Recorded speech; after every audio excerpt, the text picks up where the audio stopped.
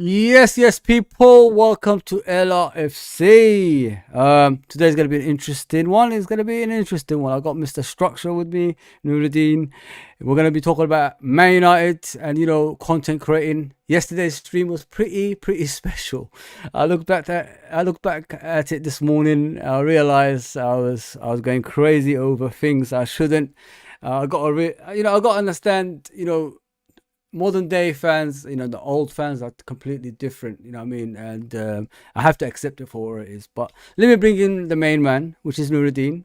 Um, let's talk about, the Man United situation at the moment. And not only that, they beat a player to Liverpool as well. So they've got another centre back coming through the door and probably they're lit to follow that as well. So let's bring him in. Whoa, there he is. What's Yes, going on, brother. brother? You Yeah, good? man. Long time, long awaited.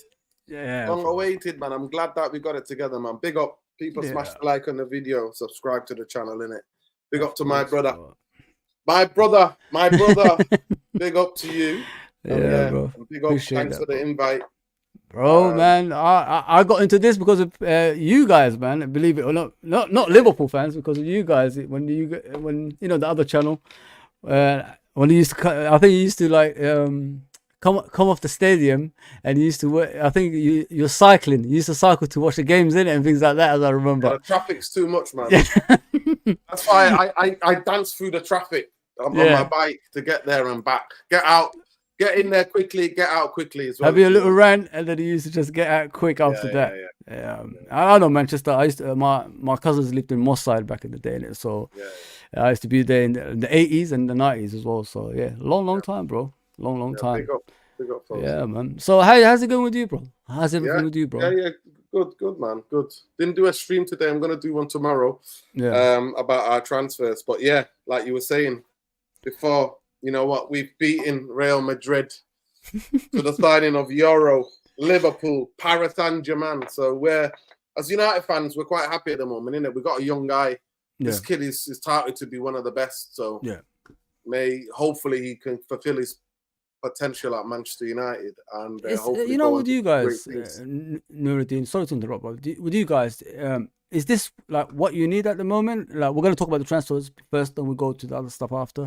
I'm not gonna be long with you. I know you don't want to be long. And I saw no, actually, Yeah, I've got time now. I thought it yeah. was going to be for us. I don't know how long you go live Okay. for, but I've got Yeah, I time. want to talk about content creating, like what do you Yeah, need to yeah, do and things like that. Because a lot of people ask me about it as well, bro. So yeah, I've been here since 2019, in it, but I'm a frequent content creator. This is the first time I've done it consistently. You know, what I mean, doing it with different yeah. people. I've done it with Igal yesterday.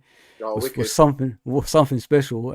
So yeah, I'm gonna do it with a footballer tomorrow that I coached as a youngster who made it to Peterborough and things like that. Plays for Oh, actually Alex Ferguson's son, Duncan Ferguson. So oh, wicked. yeah, Peterborough, yeah. so yeah. Every day I want to try something different, and of course you guys are content creators. You guys are brilliant at it, and we want to share it with the fans and like how you came up about it, and how you supported Man United and all that stuff as well. But with these players that you got right now, like I think these two players in it, you got this Yeah, kid yeah, as well, Joshua. yeah. Are they gonna be changing the way you guys play? Is this what you need right now, or Yeah.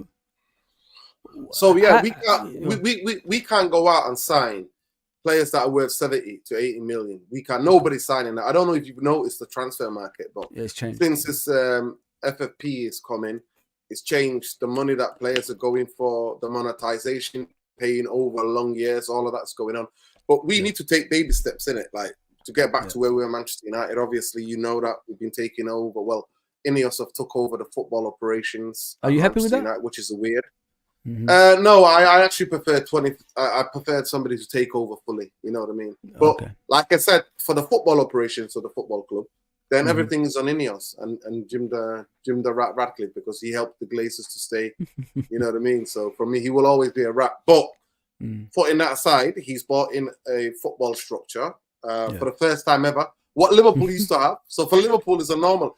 I remember when you used to have. I think you had the French guy. Damien Comoli or something like that. I think it was you or Spurs. When Kenny came back, we got Damien Comoli to help him out. Yeah. So you had your Liverpool and Spurs were the first two I remember to have like directors of football. Do you know what I mean? But anyway, you had Michael Edwards, obviously one of the best. What he did with the club and with Liverpool, and now he's back at the helm. I heard that he's more doing the FSG in terms of the sporting thing. That's what he's doing now. So what's happening is something similar to you guys. People don't understand how multi-club ownership. Yeah, with us and you guys, I don't know what it is, brother. I don't really know what it is. It's either we work together or something behind the scenes or something is not right. Like, when I'm looking at it, it's like it's similarity in every way. We try to sell the club, you try to sell the club.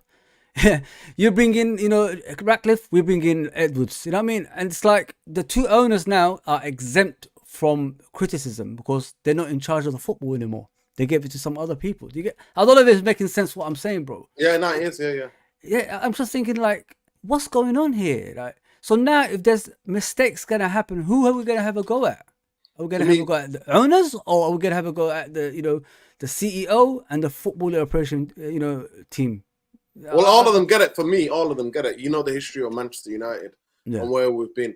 But yeah, so the reason why we signed these, because we usually sign older players. Yeah. And we signed older players for a lot more expensive. So now we're going to try something different. Xerxes has got potential. He's got a really fantastic first touch. Yeah. We're hoping, we're praying that if he can lace one of Bobby Firmino's boots, because that's the type of position is it similar? Okay. Yeah, that's the type of profile he is. He's not a out-and-out goal scorer. He is the guy who sets people up. He's got brilliant first up, quick feet. He connects the play. He brings people into play, makes the team play better. And now when a game pops up with a goal, and then Yoro Toro, Yoro. Lenny Yoro. Lenny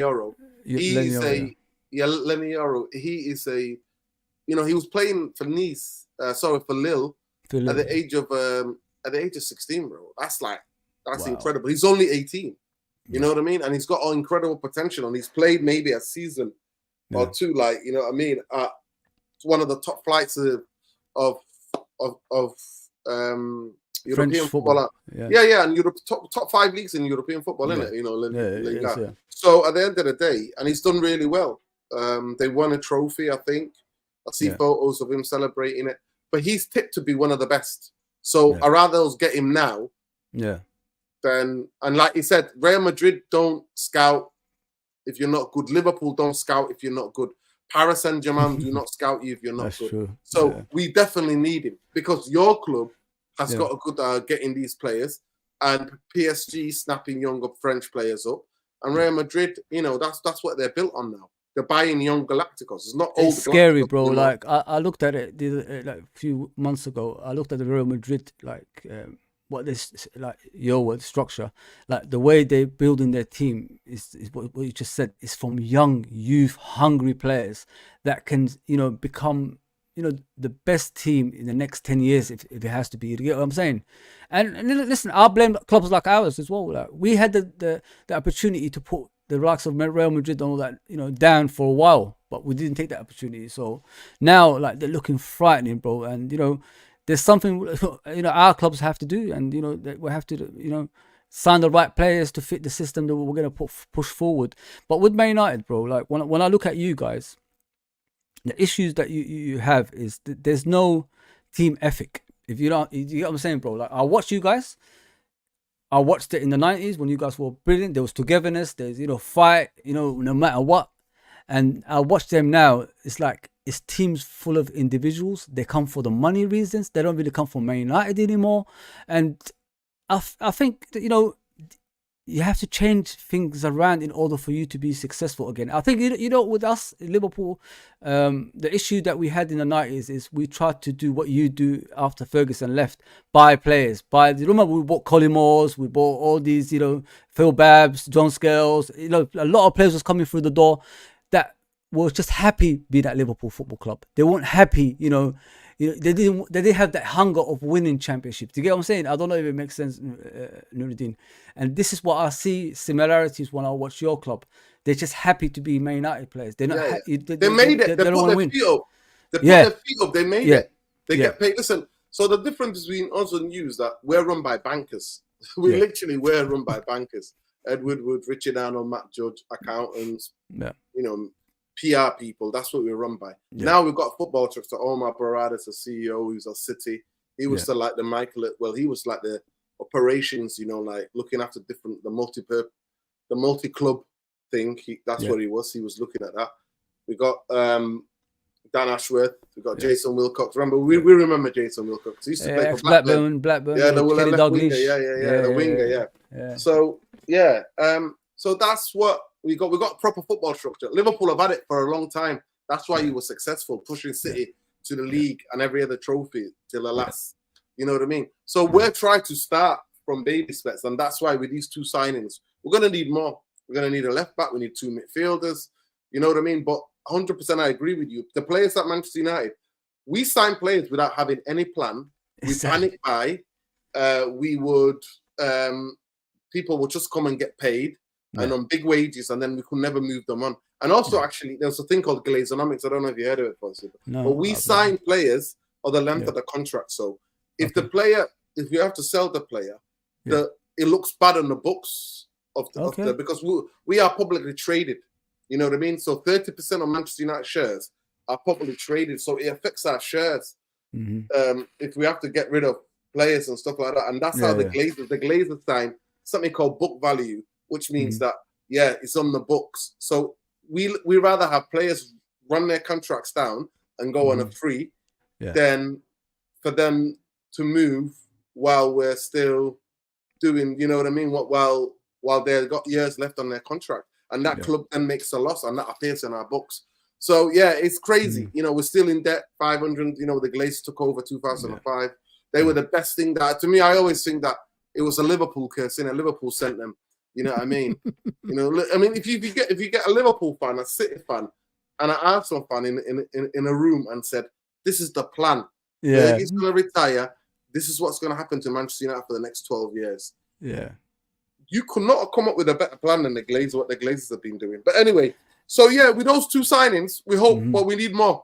We need more, definitely. We need more, and definitely, I know what you're saying. To me, our manager last season, I called us Open Spaces FC.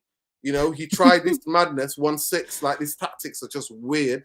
I don't know if you saw the video, but Hullet was asking him years ago in a Dutch TV, saying to Ten Hag, sitting next to him, you can't play that kind of football. You need a midfield. But anyway, so we'll see. You change your tactics.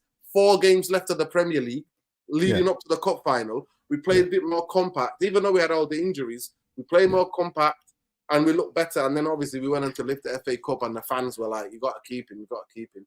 But anyway, it is what it is. If you had if you had an option or another manager, would he be still at the club or? No. I wanted Roberto Di Matteo. Yeah. The type of football he plays and the passion he shows on the sideline and just not even that. I saw you. Remember when you were playing them last season when you played them at home.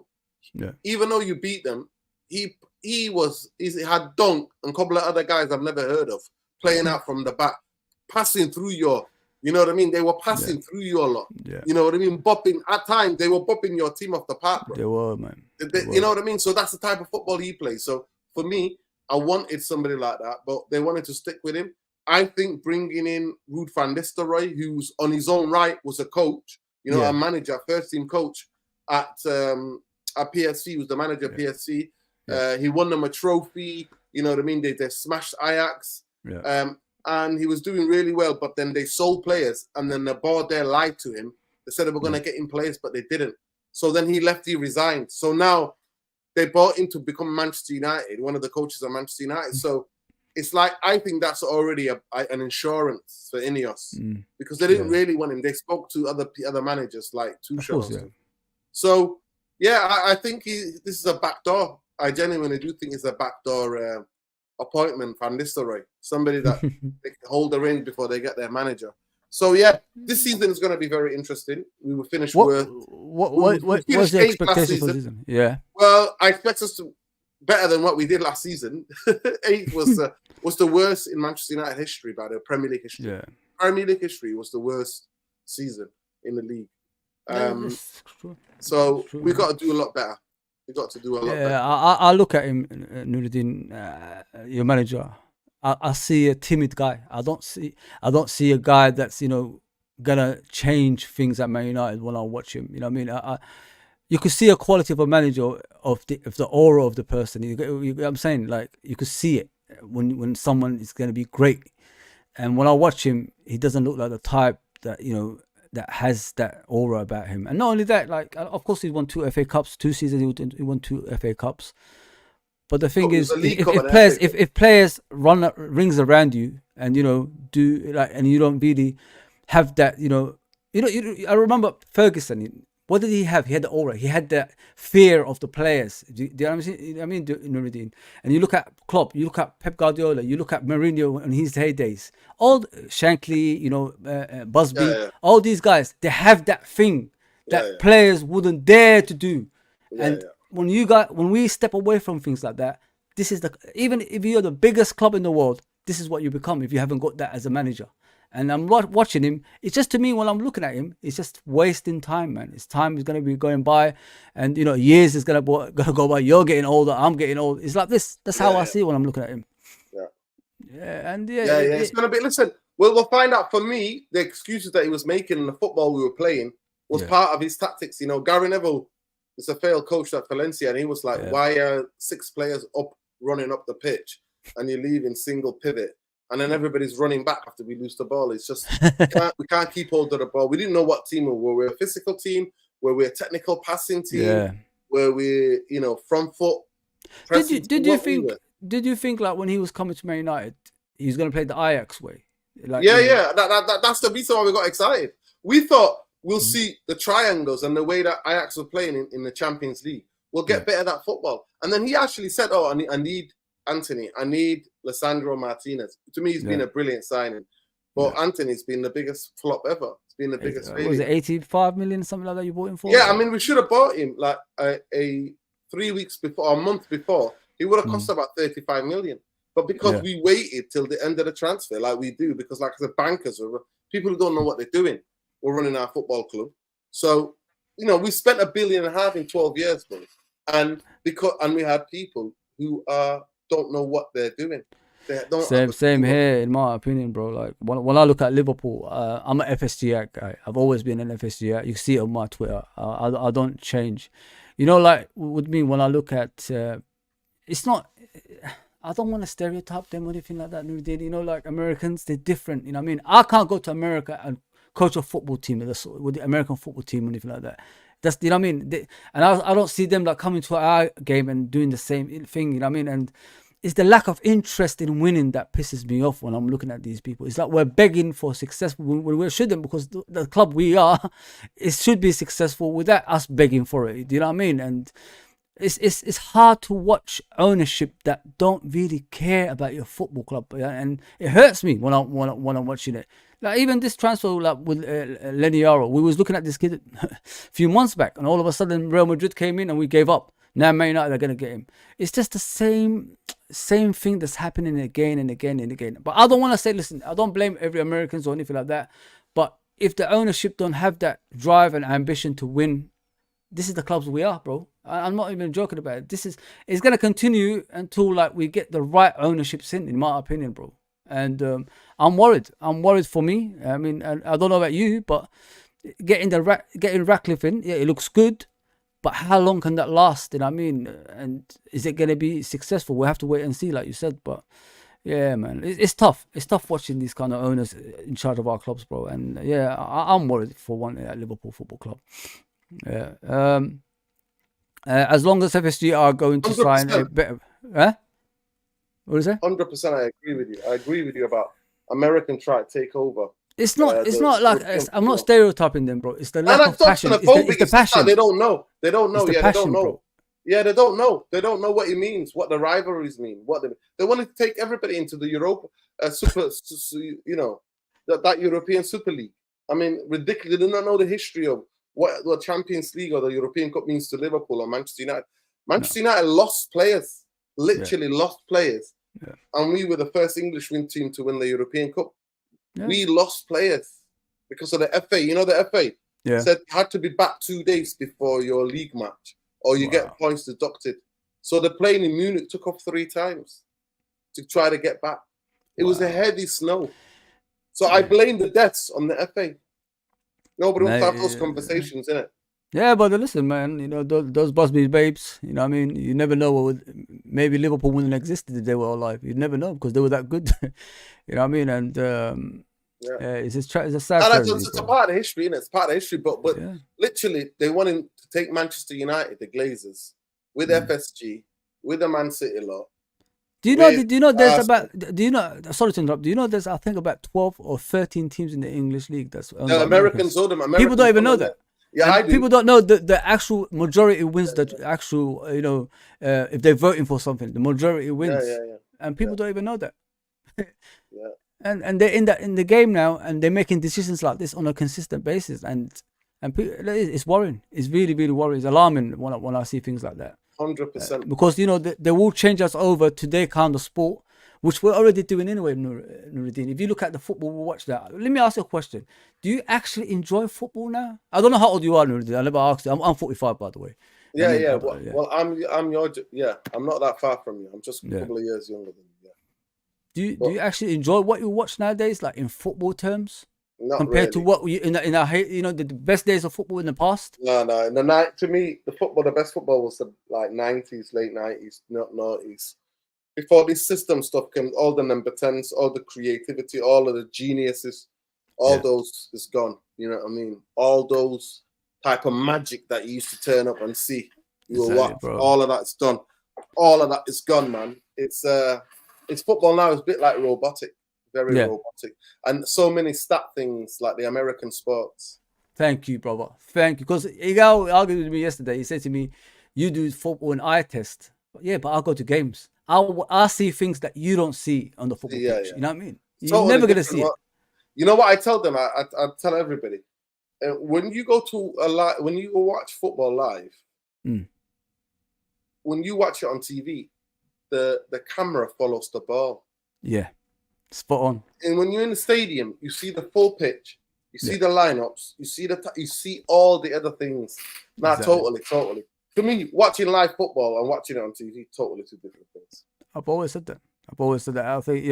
I think it's enjoyable because the reason I like watching in the stadium is because I could look at certain players, what's happened to them, why are they performing. I could just keep an eye on that player throughout the game and see, like, is he moving different to what he used to? Is he doing things different, like, you know, compared to when he was in his best and things like that? And then, you know, you judge it for yourself, then you could just deliver it afterwards, if you know what I mean, and things like that.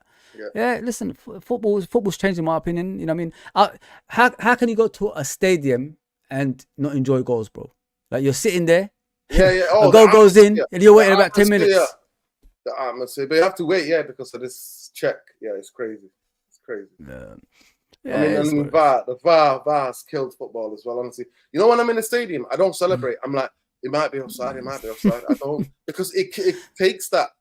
I hate celebrating and then thinking, oh, goal's being disallowed. It's took out, honestly, I don't know what they're doing with football, man. It's crazy. Yeah, let me just read the comments, bro, as we go along, bro. I hope you enjoyed it. I'm asking a lot of questions in it. Yeah, it's all good, man. It's all good. You could ask me anything you want like in regards to Liverpool, you know. Did I read this one? As long as FSG are going to sign a better players, quality player than Euro for Arnie this summer, I'm good. Listen, I don't know what they're gonna sign. I really don't know because, you know, we're still waiting. It's been a while. You know what I mean? Man United are signing players, you know, and the other Arsenal and all them are looking at players, but we're still waiting. You know what I mean? And by the time we probably react, you know, it'd be mediocre players as we always do, and we don't want to go through that. Like if you look at us, Nuruddin, like last season, is a trail that happens with Liverpool Football Club. Yeah, if we go for a marquee signing, we go and sign a smaller player, and it's a trail. If you look at Fekir, remember Fekir. We went for Fekir. We signed Shaqiri. We went for Konate in the first attempt, and then we ended up getting Davis and Kabak. We went for Caicedo and that Southampton player, sorry, I forgot his name.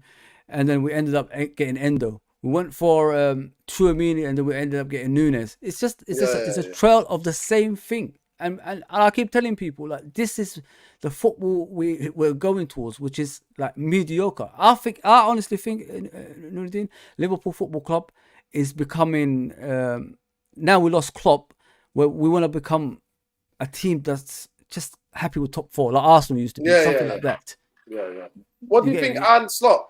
What do you think of your manager? What do you think? He plays good football, to be fair. I watched, when he managed, I mean, I know that Spurs were after him, but they couldn't agree the buyout clause to get him out of that. Was he final or was he PSV? Final. But he's got a good reputation to play really good football. But it's so funny. Our manager, who played shit football last season, came out for it. Did you see the comment? Really? No. Yeah. If you type in Ten Hag, what did Ten Hag on Slot, you see what he said. But yeah, he was like, I'm not afraid he's going to struggle or whatever. He said some foolishness, man. But yeah, how, do you rate your manager? What do you think of him? Bro, I didn't even have him in my top 5 as managers. I didn't even know who he was, bro. Like, with me, compared to the old days, I don't really watch football outside England anymore because I don't see football as interesting as it used to be. Like you said, like the number 10s and all that stuff. When I used to play, I was a number 10. I could play out wide as well, and I could play as a striker. I don't see things like that. The Badgios of this world and things like that. If I don't see the Stoichkovs and Hagis, and things like that, football like that, I don't really. You knew, like, I watched the 94 World Cup, bro. Bro. You watched the 94 World Cup. Every team had a special player in the 94 World Cup. 98 World Cup, similar. R9s and all that stuff. There's nothing like that anymore. This is why, like, I just watched. To be fair, your team in the last couple of years on the club have played really good football. No. Football is more, but Bobby Firmino, for me, was the last player that I enjoyed watching. Yeah. Bobby 100%. Firmino, oh my God, his first touch. Every time people ask me, do you want Mane or do you want to sign Salah? Like, no, give me Bobby Firmino. Yeah. He made your team. What I loved about that team, Nuruddin, compared to other teams that we had in the past, players were willing to sacrifice their position for the benefit of the team. You know what I mean? When you have that, that's when the success follows. You know what I mean? And this is what we don't have. Like, I asked a question to a fan, like Man City fan. I said, I admire your team. You know what I mean? Considering they got charges coming, all that stuff. You don't really, if you look at Man City, you don't really see more than maybe two or three players that's world class, do you? If you think about it, because they're all a team and they all play together. You know what I mean? And this is what we're missing. This is what you're missing in your team as well. I've always said that, man. Like, listen, they've got all these charges against them and all that stuff, but just look at the team. There's not many world class players in that team, but they still perform in a higher level and win trophies, man. And I know it's unfair the way they're going, but listen, we'll see in it. We'll see until they're found guilty. We have to wait and see what happens. Yeah. Philip says, everything I hear, Euro has talent, but to be honest, I'm not bothered. He's done nothing yet. It's like Nuruddin said, the kid's got talent. We'll just have to wait and see. That's what I meant to ask you as well, brother. What do you actually, if you look at world-class performances, world-class players, what do you regard as world-class? Like a play, what's the criteria of the player? What do you think the player has to be? Consistency. Obviously, world-class for me was magic back in the day. So old football, it was about the magic and the consistency of the magic and how you came up with the big moments. You know what I mean? Consistently came with the big moments. Now I just look at consistency. You know what I mean? Before it was the magic. Now it's about the consistency. How, like, for me, Salah is world class because he's been consistently scoring goals for Liverpool. For how many seasons? Five seasons? Five seasons. Okay, it's consistency. Sadio Mane, Sadio Mane was world class. Because we took you to 3 Champions League, or how many Champions League finals that you went to. So for me, and you were challenging for the league title. So for me, Sadio Mane and Salah and Bobby Firmino, those guys are world class because of the consistency. Do you consider the Arsenal players world class? All of them? Any of them? Arsenal players? Yeah, because this is where we had an argument yesterday about Van Dijk and Saliba. No, not yet. Not yet. Thank you very much. Saliba can't touch Van Dijk. See, you're a proper football person. I argued with him yesterday. I talked about. I don't want to mix you up, but I'm trying to give you an example. Igal, big up. Listen, Igal is a diehard. You know, I love the kid. I love the kid. Diehard. We went back and forward, man. It was crazy. he absolutely loves Arsenal, so Yeah. he backs every Arsenal player for the ability. Saliba has done one good season in the Premier League, while that was last season, by the way. Yeah. While Van Dijk has had, I don't know, 3-4 big seasons. So in terms of seasons, you know, Saliba's got talent to become an amazing like Van Dijk, but one season, nah. No. Thank you. That's what I said to him. Like, you know, you can't judge a player with 2 seasons in the senior football. He said France. I said, forget about France. France doesn't exist. International football is different as well. Yeah. Listen, when we was growing up, I remember we was talking about Maradona and Pele, you know, and we used to say the standard is there, and we used to try push players to that standard, but they never made it. You know what I mean? Nowadays, in my opinion, Nuruddin, is people push players too quickly to be world class. I mean, I think you need steps to get to world class. You know what I mean? At age of 22 and having 2 seasons in the Premier League doesn't make you world class. You could have world class performances. That's part and parcel of football. But if you don't have that consistency during like 3-4 years, and then you could discuss being world class, then you're not world class. I mean, I can't judge a player within 2 years, bro. I might be bad, or you know, they could judge me in a way, but I can't imagine that. I mean, you look at Maldini. How was he the best defender in the world for years and years and years? Because he was consistent. You look at Ronaldo, R9. Why was he the best striker in the world at the time? He was consistent. Maradona, same. Pele, same. They were consistently doing that. The guy behind you, the guy behind you, Maldini. Yeah. The guy behind you. Look Maldini. How good that guy was. People don't understand, man. Did you know Maldini? 20 years. How many years did he play? Nearly one club man. Yeah, 20 years. More than that, I think it was. Listen to this. Did you know Maldini was right-footed? Yeah. Did you know he had to change to left foot because there was a right back? I forgot his name, the older right back. I forgot his name, but I'll figure out his name anyway. He had to change when he was younger to a left back and play with the left foot so he could get into the team. And he never looked back. Play centre back, right back, and left back. And he was the best in every position, in my opinion, when I watched Maldini back in the day. Even R9 struggled to get past him. You know, R9 could do anything. You know what I mean? Yeah, but yeah, that's what I say, man. With world class, I think people push it too far nowadays. No. And the younger generation. But the thing is, Nuruddin, I wanted to show him.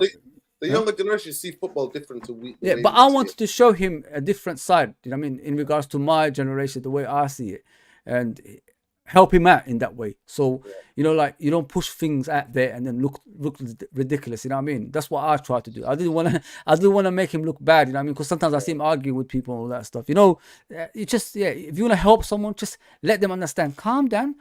Your players at Arsenal, the average age is 24, 23, something like that. Let them grow together. Let them become the team that you want them to be. And then they're going to be world beaters. Then that Champions League you're missing will come eventually. You know what I mean? If you're putting too much pressure on them, like they do with Mbappe, look at Mbappe. He's all over the place. Don't know if he's coming or going at the moment. You know what I mean? That guy, when he was 19, everybody was talking about him. Every club wanted him. Now, like, he's going to Real Madrid, taking the easy life. When, you know, he's messed up along the way and money became kin to him. And it's sad. It's really, really sad because, you know, he's not winning Ballon d'Ors, is he? He should be winning Ballon d'Ors now, Mbappe, but he ain't. Yeah. It's crazy. 100%, yeah. Yeah, no, 100%. Big up Jarvis in the chat. Jarvis, tomorrow we're going to do our show tomorrow. So, yeah, we'll do it around 10 o'clock. Big up to you, bro. Somebody asked me, Steve says, Nuruddin, where is your team finishing next season? Well, we have to see who we sign first.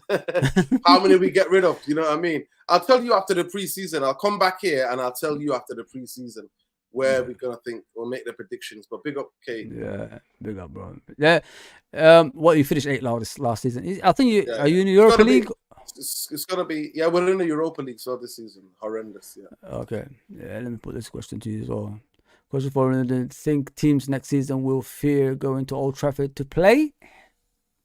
I hope so. I really hope that. I really hope that the fear factor comes back at Old Trafford. Because if you remember the first season of Ten Hag, the fear factor was there. I don't think many people beat us. I think Brighton beat us. And I don't know how many games we lost. But we beat all the top 6. We beat Man City. We beat Liverpool.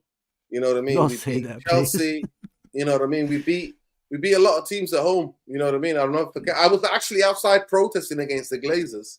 Yeah. But that night, remember, we got beaten. Remember, we were the 3rd game. We got beat by Brentford. We got beat by Brighton in the first game at home. Then away we got smashed by Brentford, and then we had you boys, and we were doing a massive protest against the Glazers, and then a lot of people went into the stadium, and then you know what I mean. I was protesting outside while the goals went in. We beat you 2-1. Yeah. Do you think protests will come back anytime soon if things don't go right? I think so. I think the Glazers. Yeah, I think that the sentiment towards the Glazers still out there. I'll ask you one more question with that one. Do you dislike the way people just stop suddenly instead of continuing? Yeah. Of course. Because I see you get angry sometimes on obviously streams and all that stuff, bro. Yeah. Of course I do. Yeah. Of course. Yeah. It's crazy. What now that Jim's come in, everybody's placating now. You know, I mean, the guy from Manchester is going to sort it out. But the big thing for me was that the football club still 550 million in debt. 19 years ago, they came into this football club and we're still in the same debt. And they were taking money, so it is what it is. For me, he has to come out and let us know if he's going to buy them out, because then I can give him a chance for a couple of years and find out what he's about. But this half ownership, never good. It's never good. It's never good. That's true, 100%, bro. Like, because you know when things go pear shaped, who's gonna make the decisions? You know what I mean? Are they gonna clash? Is it it could affect the things on the pitch? A lot of things gonna go wrong. You're right. You're 100% right for that, mate. Yeah, I want to ask you a question, bro. Sorry to go on a bit. No, it's all good. You know when Ole Gunnar Solskjaer was in charge, bro. Yeah. I know you didn't fancy him as a manager eventually. I don't know if you ever did anyway. No. He came in as an interim. We won a lot of games, and as fans, we got excited. Yeah. We thought he's the real deal, but obviously he wasn't. He was just there for the good vibes. Do you know what I think, bro? When I watched Ole Gunnar Solskjaer, the season before Ronaldo came in, I think he finished second or something like that. I saw, as a football fan, not Man United fan, touch wood. I saw progression in your team. I saw something special happening that to the point it scared me. I mean, I know you thinking that this guy could be talking. No. I know because look, we scored more goals. We scored more goals than Bobby. Yeah. Sadio Mane and Salah with Greenwood, Rashford, and Anthony Martial. Yeah. So I was gonna get exactly, bro. That's how good and the lockdown season. The lockdown season. That's what we did. And you look at that team and how young it was as well, bro. And the most dangerous teams in football is teams that's got that togetherness and youth as well, because they don't know nothing about money. They just want to play football and they want to win, right? And they're hungry. Yeah, that's what you had at that time. And when I was watching you guys finishing second, I was thinking next season, man, if they get the right freaking players in, we're fucking in trouble. Sorry about the language. I don't really swear. Listen, I swear it's football. Yeah, we're in trouble, man. We're in trouble because is number one, they're happy. Number two, it looks like the fans are jumping on board again. They're not really, protesting or going mad anywhere. And number three, they're only missing a few players to make them that team that can, challenge on a consistent basis. Then you go and buy this guy. I told a lot of fans, Man United fans, you made the wrong move. What I got was, you're jealous, mate. You don't know football. I said, listen, there's one Ronaldo that plays for Man United. This is a different Ronaldo that's coming. Yeah, facts. You know what I mean? That's not gonna work. That's not gonna run back. You're going. Fosley, we were asking for two midfielders, and they gave us Ronaldo because of the Glazers. They sold so many shirts. After he left. Yeah. It was for our fan base. Yeah. Like globally. It's more prestigious to get the shirt from the club to post it out to you. They couldn't keep up with the amount of shirts that globally people were ordering from the club with his name on it. That's when it became. They made that money back, Ronaldo. Like they made nearly 70, 80 million from these shirt sales and the excitement and that. And I'm like, he's not the same guy. I said we need midfielders. We did not need Ronaldo. Spot on. Yeah. If you've got experience, you could see. Yeah. He's not the guy, man. He's not the guy. I bet no one ever told you this. Did anyone talk to you about that? Like how good that team could have been if he didn't come. Listen, like I said to you, the front three was something special, but we needed midfielders. Yes. And instead, the Glazers, were like, "Nah, we need to sign Ronaldo." And then you know what I love about it? They put this marketing thing together to go. Yeah. He could have gone to Man City. The way they finessed us. Oh, Crazy, bro. They finessed us. I said to the fans, I don't give a fuck. Let him go to Man City. Let him go to Man City. He'll damage Man City. You know what I mean? You're one special guy, because I say the same thing about our owners. They do the same thing to us. They make us believe in one thing, but they're never gonna do it. You know what I mean? Like Caicedo thing. That was never gonna happen, bro. That was you know it, Nuruddin. That was never gonna happen. It was just us. We're gonna try get in there, and in the final moments, Chelsea's gonna come in and take the. Listen, I wouldn't be surprised if they were even together on this. You know what I mean? That's how I don't trust my ownership.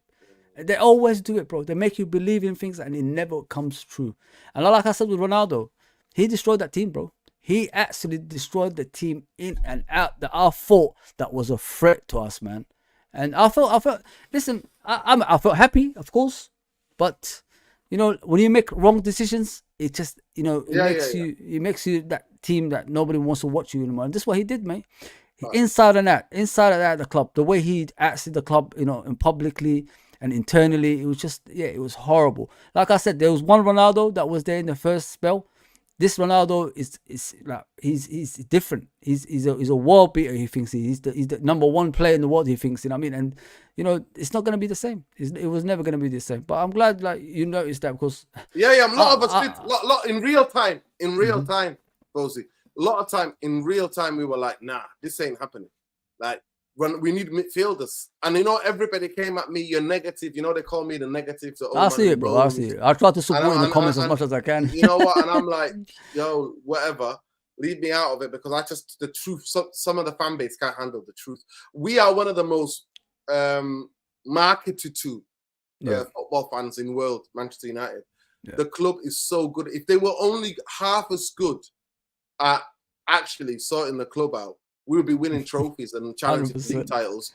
The amount of time they spent on marketing and try to brainwash the fans, it's unbelievable, especially the younger fans. That's why I set the channel up. That's why I set the channel up, because to talk about the Glazers. My channel is a protest channel. Yeah. You know what I mean? It's a protest channel, bro. That's what it is. I love it, man. I don't clickbait people. I just tell the, you know what I mean, authentic voice to Manchester United. I don't clickbait people. I don't go where the greatest with this and that. I'm more critical. I don't even do banter with Liverpool fans or because we're not even on your level at the moment. We're not even I can't do any banter. I think that rival doesn't exist anymore the way it used to be. It's there, but it's not like, the hatred. You know what I used to do in the 90s? I used to just wish some players didn't play for Me United just for us to win. You know what I mean? Nowadays, I don't really give a damn who plays. You know what I mean? Well, this is the rivalries that we have nowadays. Mostly, I've sat at Old Trafford with Ole Gunnar Solskjaer last season and watched your boys put 5 past us. And then I saw your boys go from 5th gear into 2nd, and just didn't, because want to score more. I'm telling you, club thought if we hammer them by 10 or 7 or 8, the fans might come on the pitch. So we just keep it at 5, and that's it. Literally saw it with my own eyes. Wow. Club going, calm down. Club literally doing this. I saw it. Know that. Because Club is so clever. He thought, nah, you don't want the fans on the pitch. Yeah, I miss him, man. I miss him already, man. I don't have that manager that's has the fear factor anymore, man. I hope this guy can do something, but it doesn't look like some of the players want to stay. How often do you go, Bossy? How often do you go? I'll go percentage-wise, say about 60%, but I can't get tickets. It's impossible for me to get tickets all the time. I want to go every week if I have to. Yeah. I could drive from London all the way down there, you know what I mean? But my sister lives there, my brother, my kid, my nephews and all that stuff. They live down there. I stay with them sometimes. Sometimes I go to the hotel and that stuff. But yeah, I go say 60% of the time. Yeah. I love it. I love Liverpool Football Club. That's my Nothing beats live football, man. Nothing beats live football. You know what? It's mad. You know what? They're not even thinking right. The Glazers, FSG. Just build a bigger stadium so a lot of fans can get into it. A lot more money. These people are so stupid, bro. They really are. They're thick, honestly. What two clubs in the UK or in England is that if you made the 70 or if you made like 100-seater stadium, it'll be filled. It'll be filled. 100%. No doubt about that. They used to have that back in the day anyway, didn't they? It'll be filled. Yeah, seats were all over the place. They used to have about 100,000. Yeah, man. Coming in, honestly, if they really care, that's what I'm saying. They're not these Americans in it. They're not. But to be It's fair, not. Listen, we've got a lot of American fans. We're not trying to say something. no. Like, I'm talking about greedy. It's the marketing things they're trying to. It's a business now. Our clubs are businesses. Listen, it's greedy capitalist Americans. They're a greedy capitalist British. They're a greedy capitalist whatever country you want to name. We're not talking about all Americans. Let's not talk. We're not being xenophobic here. Yeah. We don't have a problem. We have a problem with the American government, man. Look what they've done to our countries. You know, I mean, we don't have a problem with the American people. Some of the nicest people I know are some of them American. But I worked there for 2 years, bro. So listen, you get. I worked in Pennsylvania. I worked in a camp there teaching kids football. I had a scholarship actually to go and play in America as well when I was a youngster, but I didn't go. I thought, I just missed out. I had an injury. Yeah, you had a scholarship as well, yeah? Yeah, I had a bad knee. Yeah. They were looking for like a lot of people in England to go down there back in the day. Yeah. When I was in college, Yeah. I wish I did it now because maybe I would have done something down there and then probably come back over here. You know what I mean? But it is what it is. You know, when you're too young, you don't want to leave home in it. So, and mom doesn't want to, especially Somali moms, they don't want to. You can't go anywhere. You know what I mean? So it is what it is. But there's a question for you here, brother. Thoughts on your scouting, basically? Yeah, our scouting has always been good. So we try to copy Liverpool and obviously Brentford with the Moneyball, Brentford, the Brighton. You know, doing a lot of the analytics. You know, and then doing the eye test, combining the analytics and the eye test. But there are a lot of players. It came out a lot of players. Like we scouted loads of players for a long time, and we didn't get them. And the Glazers didn't want to go and get them. So our scouting team, the Glazers or the bankers who run in our club sacked some of the good scouts because they were telling about young players. And they were like, no. So Manchester United scouting has always been good. But the bankers never listened to them. You know, but now with Xerxes and these kind of guys, I know that these people are scouted. We're not buying them just to buy them sake. We scouted them. Are they going to be in the first team, these players, or? Yeah, 100%. Yoro's not coming to sit on the bench, bro. Yeah. He's not coming to sit on the bench and watch Maguire. He's not. You need to sell that guy, man. I don't know why he's still in the club, bro. How old is the guy that played last season for you when your other centre half was injured? He's actually from Manchester, you know. Warrington, isn't it? Warrington? Yeah. Warrington. No, but he's got family in Manchester. And I know some of his family. Yeah, I know some of his family. I think he's 20, 21, something like that. When he came, I think he was 20. I think he's 21 now. He's brilliant. He's brilliant, bro. Like, what I like about him, the club tried to loan him out. You know, like they tried to get rid of him. And what he said was, no, I want to fight for my position this season and I want to get into the first team. And what did he do? He stayed and then he made it into the first team. Yeah, bro. And you know, like if you give youngsters opportunities, sometimes they will surprise you. Remember, you could never win anything with kids, and you know what happened after that. Exactly. You know, Alan Hansen, if he didn't say that. I hope he's feeling. But I've not heard any news since I heard that he's been rushed to hospital. We wish him well. He's recovering well now. He's recovering well. Wish him well. Yeah, one of the best defenders we had. I'll never forget watching Match of the Day, and he said that. Because we got beat by Villa. I remember we got beat by Villa like 2-1, 3-1 or something like that. Yeah, it was that game, and we had about 4 youngsters in the team. We actually played well in that game. We missed chances. Yeah. And then he was like, "Oh, you can't win stuff with kids." And then the rest is history. The rest is history, man. Now you're on 21, 19, you know what I mean? And it's oh man. We was 18 and distance like away from everybody, and then you guys caught us, man. Not happy with that, bro. Not happy with that at all. No, the one that caught us is our rivals. That's the worst part of it. Yeah. Bro, the song is there in it. 20 times, Manchester United. 20 times, I say. 20 times, Man United. Play football, the ball speedway. There you go. Oh, man. I wish we had songs for you, but I don't have nothing. Bro. I think you just shout, "You man B words, you man bastards." It's so funny. I've been at Anfield there watching the game, and when you've been to Anfield, yeah? Okay. Yeah. I went to university in Liverpool, bro. Oh, I okay. went to university in Liverpool. Yeah, I lived there for 2 years. So I remember, like, anytime the referee gives a decision against Liverpool, all the fans shout, "You man bastard." When the referee starts giving decision against us at Old Trafford, we all shout, "You Scouse bastard." So every referee that gives one decision against either Liverpool or United, if it's Liverpool, he's a Mancunian. If it's United, he's a Scouser. It's just hilarious. Yeah, man. Yeah, you know, like obviously you won those 13 titles with obviously Ferguson.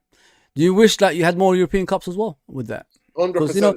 Because like you didn't dominate as Europe. Yeah. Yeah. We didn't. We didn't dominate as Europe because you remember what happened in high school. Yeah. English football teams got banned for 5 years. Most people don't know that. Yeah, we were 6 in it, 1 year extra. Yeah, so most clubs and that time, 5 years is a long time in football, bro. Yeah. And so when we started winning, we had to adapt to play in the European. And so all the top teams in Europe were 5 years ahead of us in terms of understanding how to compete and play. So that's the reason why. You know what I mean? That's one of the reasons why. The other reason as well is that Fergie could have got more tactical coaches because Fergie stopped coaching a long time ago. He was a general manager. You know, he was the match day manager, but he was a general manager, and he should have got more tactical managers. Remember when we got Kyrgios? We won. You know what I mean? Manchester United played. That took us because he understood how to play in European away games and then to batter teams at home. You know, you couldn't. So that's one of the reasons. I mean, I regret. To me, there's 2 games that stick in my mind. Was the Bayer Leverkusen at home. We should have smashed them. Missed chances. And the Dortmund game. Yeah, I remember that. Yeah. Was the guy called Buller or Muller, whatever his name was. I think it was Buller, It was a German defender, and he just I still replay that. You know, it's mad. Like in my lifetime, bro, I've seen Manchester United lift every trophy. Bloody hell, man. You know, one thing, we never celebrated a League Cup, never celebrated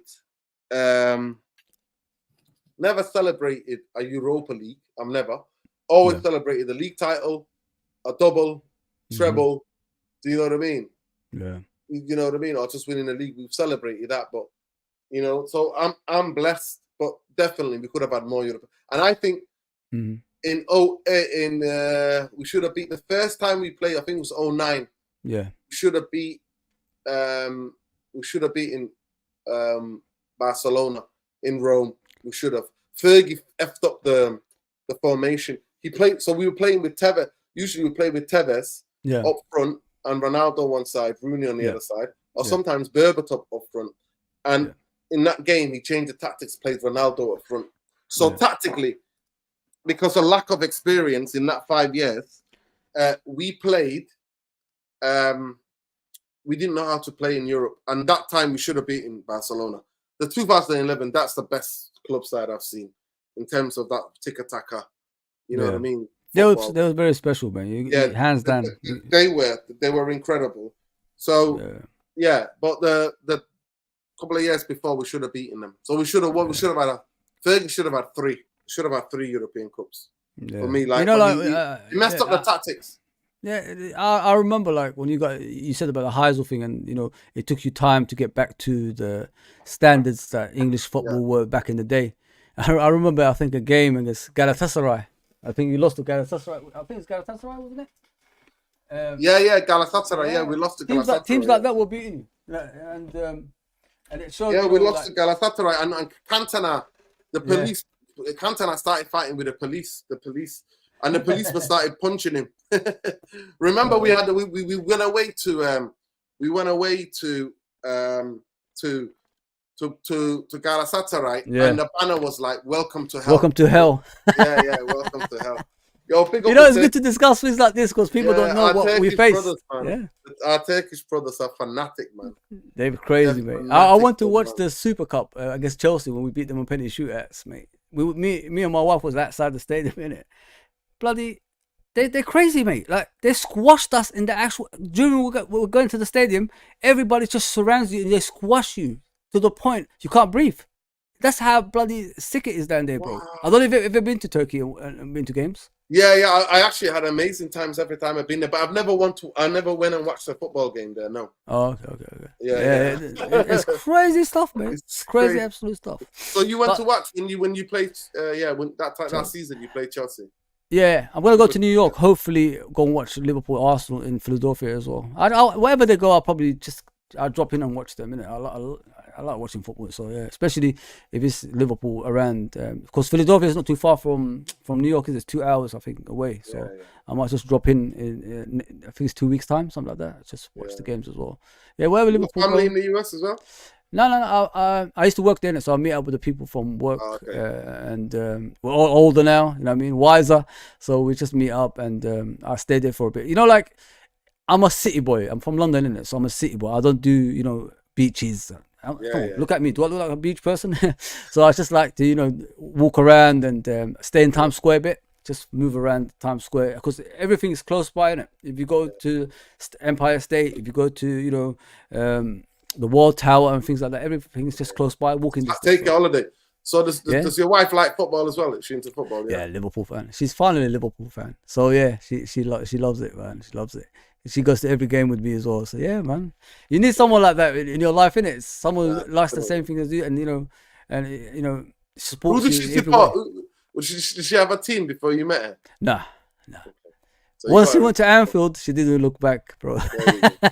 Anfield is a special place, bro. It's one of those places it's infectious, isn't it? Once you go down there, it's hard to turn back from that as well. It's always been like that. Yo, big up Steve, man. Steve is saying just replace. Nah, I don't want Southgate, man. I want De Zerbi. Roberto Di Zerbi. That's what I want. I think he says quite a question for Nuruddin. Thoughts on fans saying that Erik ten Hag is successful manager as he's won 2 cups at United? Nah, mate, you're not successful manager until you take us to the league, man. To me, if he won 2 cups and then played really good football, it was something to build on. But for me, take me to a league challenge, man. Playing good football, then I'll talk to you about being successful. To me, 100%. The FA Cup is my favorite cup competition in the world. So but you guys are the ones who destroyed it, Nuruddin. Don't forget, bro. If you didn't leave it, we didn't destroy it because the FA bullied us. There's a different, the story, innit? The FA bullied us because they were trying to get the World Cup. Remember, they were like, you have to do it for the nation. Oh yeah. We had to go and play in that Club World Cup, and Gary Neville got done by Mundo, mate. El Mundo and Romario. You remember the beast at Mundo? El Mundo and Romario. What they did to Gary Neville and that back four, that was the craziest. Gary Neville talked about it. It's like when Ferguson said, "Oh, I rate Raul. I rate all these Real Madrid players." He didn't mention Ronaldo in it, and then Ronaldo smacked him with a hat trick. To be fair, that night he got a standing ovation. Yeah. I remember. Yeah, Ronaldo, he got a standing ovation from the fans when he got subbed. Why did Ferguson do that? It's Ronaldo. I know he's not the Ronaldo that everybody knows, but come on, bro. You don't dismiss him like that. But he showed him, didn't he? He showed him, didn't he? Remember when he scored, he was like that, wagging the finger, wasn't he? Yeah. Man, I've seen like a lot of like teams you guys dissed, and then they just come back and destroy. I remember, I think it was Barcelona versus Manchester United. Stoichkov and Romario doing back heels to each other and then scoring some maniac goals. Yeah, I'll never forget that. Actually, and that's another thing that we failed because you had to have that only one foreigner, the foreigner rule in Europe. Yeah. One second, bro. Let my cat out or get no worries, brother. No worries. 1 second. Yeah, guys, I hope you're enjoying this. We'll talk about football in a way, talk about Man United, talk about Liverpool, talk about football in general, you know what I mean, and all that stuff. I really hope you enjoy it. Please get the comments through. I'll read that as much as I can. I know I don't do it a lot. I apologize for that. I'm new to this. Don't forget, guys, I've never been this consistent before. So I'm trying. Once I get used to it, it'll be like walking through, park. So it'll be all right, man. Yeah, I fully support Arnie. Plays attractive footy. Listen, I'm not here to diss Arnie. I want to see Arnie do well. You know what I mean? Klopp is no longer here. We just have to see what's going to happen in the coming season. You know what I mean? Are we gonna be like challenging, or are we gonna be just top 4 team? I don't know. I really don't know. So I just hope he keeps the big players as well. I hope the big players don't leave because we need them. I heard about Trent today, Real Madrid, interested in Real Madrid. I'm not happy with that. And if that happens, we're gonna have to push her right back to come into Liverpool Football Club to take his place because although Bradley is good, but he's young. So you know what I mean. We need something that's gonna be in place for Trent. I mean, if he leaves to Real Madrid, what do you think about that? If Trent leaves to Real Madrid, mate, do you even rate Trent? Yeah, I do. What an amazing player. What a brilliant player.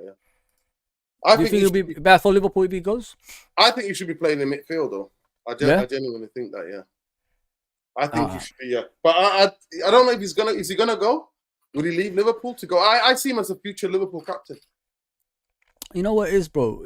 You know, with some players, when that father figure goes, it's difficult for them to stay in a club, innit? People talk about. But he's a Liverpool fan, though, isn't he? So, in the modern football, does it really matter about being fans or anything like that? He's a Liverpool. He looks like a Liverpool fan, man. Do we look like we're gonna be challenging for titles right now? In his prime, I think he's in his prime now, isn't he, or something?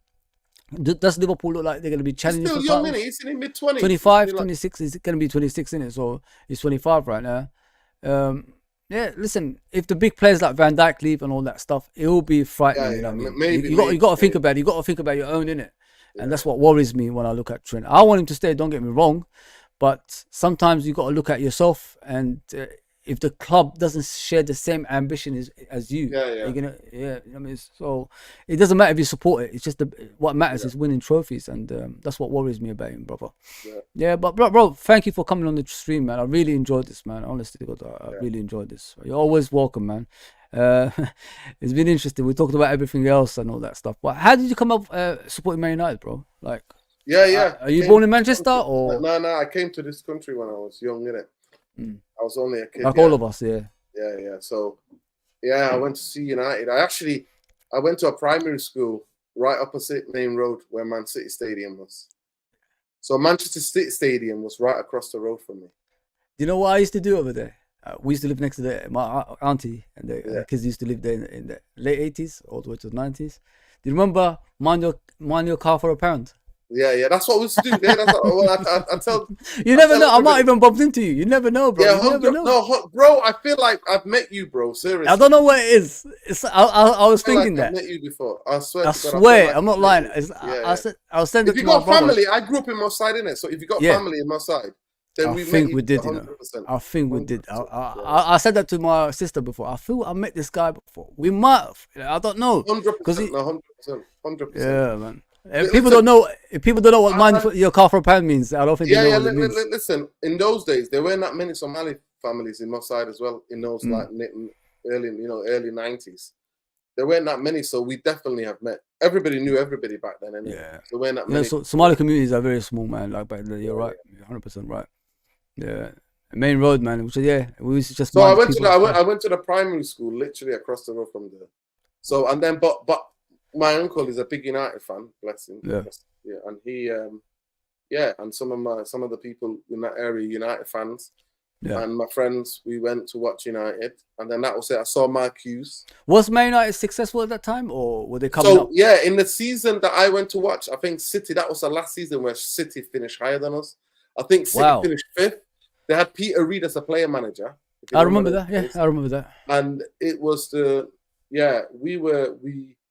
I came when the World Cup was on. That's when I came to England, 1990, when the World Cup was on, innit? You know what I mean? I came when the World Cup was on. And then the season started, so it was 91, 92 season. Yeah. But I remember the 91, obviously Leeds won the... Eric Cantona, Lee Chaplin, Gordon Strachan. Yeah, I'll never forget. I remember we went to Anfield and we got beat 2-1. I think Ian Rush scored, Mark Hughes scored for us. I think that's the only goal Ian Rush has got against Man United, isn't it? Still? Yeah. I think that is it. Because he scored in every club, like loads of goals, but I thought that's the only club he didn't score against Man United. Yeah, I mean, I remember it used to be the Match Lives, Greavesy and whatever his name, St. Greavesy and the England striker. No, Saint and Greavesy, Ian St. John and Greaves, yeah. Ian St. John and Greaves, yeah. That was it. I remember that game used to be on. So I remember when the Premier League, like, I was getting into football and playing like mad. So Old Trafford. So I lived in my side and we used to go to Old Trafford, get on a 53. We used to sneak into the games because back in the day, it was easy back then. Turnstiles. Yeah, you could sneak in. And then, I just became hooked. So actually, me coming, that's why I always tell people. Because I came to this country, that's when United took off. You know what I mean? Really? So Yeah, you're the I'm the you're luck, bro. I'm the good, luck. good luck charm, yeah. I'm the luck, bro. I'm Yeah. genuinely that luck, man. That's I'm crazy, the luck. man. Yeah, yeah. Mark So Hughes, that's the how volley king, yeah. yeah, well, the overhead king. Yeah, he did an overhead kick. He missed the whole Trafford, but the way he hold up the ball, yeah, he was a great player, great striker, man. One of the Underrated. best. He's one of the best strikers to come through the Manchester United youth. You know. I never knew he was from the youth, to be fair. Yeah, yeah. Oh, He came damn. from the youth, and then we sold him. I think he went to Barcelona or Bayern Munich or one of those. He went to Barcelona and then came back. I think he yeah. went to Barcelona, came back, and I think he went to Bayern Munich again, didn't he, or something like that? Or I don't know, one of them two. He did play for Bayern Munich. I know that for a fact. Yeah, he was phenomenal, man. I rated him. I really liked him. When I was the kid, my family were massive football mad, and we used to watch a lot of like Italian football. So I used to like AC Milan because when I was a kid, I used to mix up Ruud Gullit and Bob Marley. You know what I mean? I used to think they were the same person. When I'm about 5 years old, I used to think Gullit and like, but then so I got older, I realized, yeah. And then I remember I used to like AC Milan. So I never liked English football. Like only when we came here, we got into English football. But we used to watch, like in back home in East Africa, they used to show Italian, German football. Remember the highlights? Because it was colonized by them, innit? And they used to show things like But German, actually, they used to show more German football on a Friday. Sometimes on television, you see German football. You know what I mean? You would see a bit of that. So. AC Milan, bloody hell, back in the day, the three Dutchmen, man. Maradona, yeah. Rijkaard, Van Basten. That's what I tell people about Van Basten, man. At his prime, he had to stop playing. Got that ankle injury, he had to stop playing at his prime. People don't understand how good this guy was. Van Basten could any finish, header in, inside the box, outside the box, volleys, overhead kicks, everything. Yeah, and Gullit. When I tell people about Gullit, that he to me is the ultimate footballer because he could play right back, centre back, sweeper, left back, centre midfield, left wing, right wing, number 10, striker. Where Gullit can play out of he could even go in there. I bet he could even play in there because he was that good. To me, he's the complete footballer I've ever seen because he could play anywhere on that football pitch. And people don't remember it's a bit like Luis Enrique, innit? Back in the day, he could play all over the pitch as well. He could play anywhere on a football pitch. Like the level of intelligence, because he had the athleticism, the technical ability, the touch, but also the intelligence, the positional play. Yeah, unbelievable, man. I met him in '96, Euro '96. I met him outside Old Trafford. He's my hero, man. One of my football heroes. Yeah, I met him. Yeah. And the funniest thing, what I said to you before, like him and Bob Marley.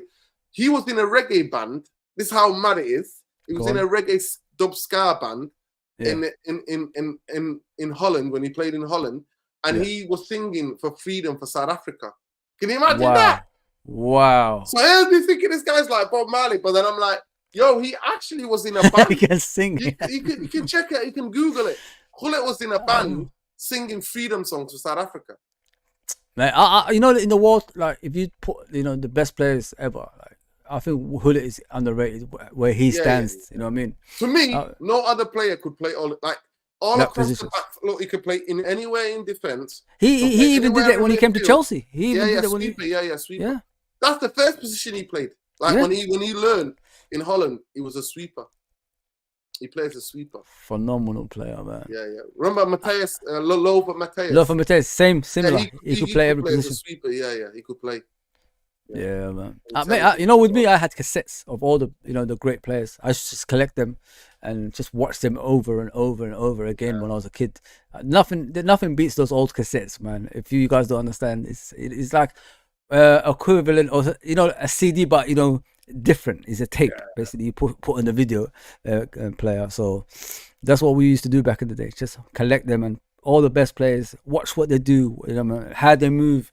How they take shots and things like that. That's how much football meant to me when I was a kid, Nuruddin, and I miss that. I really, when you get older, things disappear. Computer games disappear.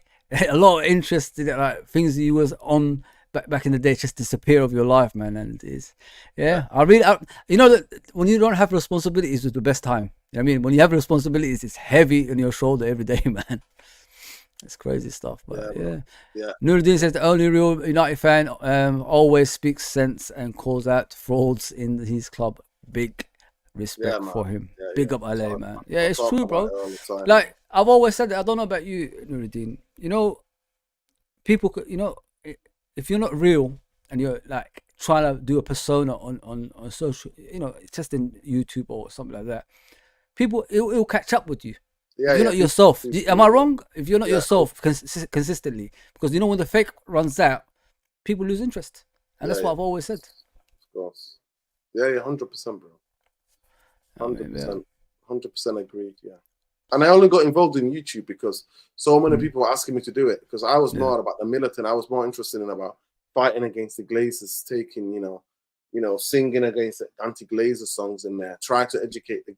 You know, I had to go and research a lot who the bankers were. You know, 3 of them met at Bristol University.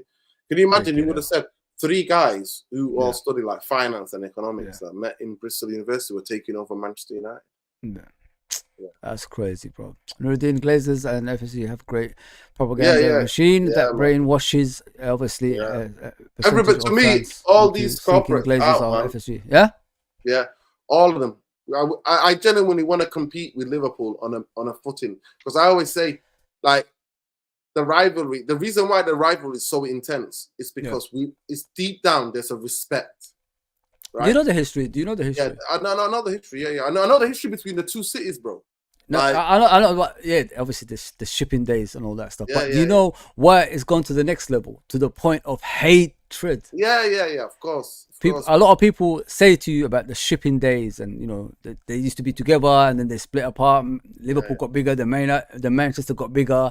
But what people don't understand is Ferguson played a big part as well. You know what I mean? Yeah, of course. And people don't know, actually, Matt Busby was a Liverpool player. Yeah, Liverpool. He was more of a Man City player than Liverpool and all that stuff. But he was a captain for Liverpool. Then the war happened, you know, and something.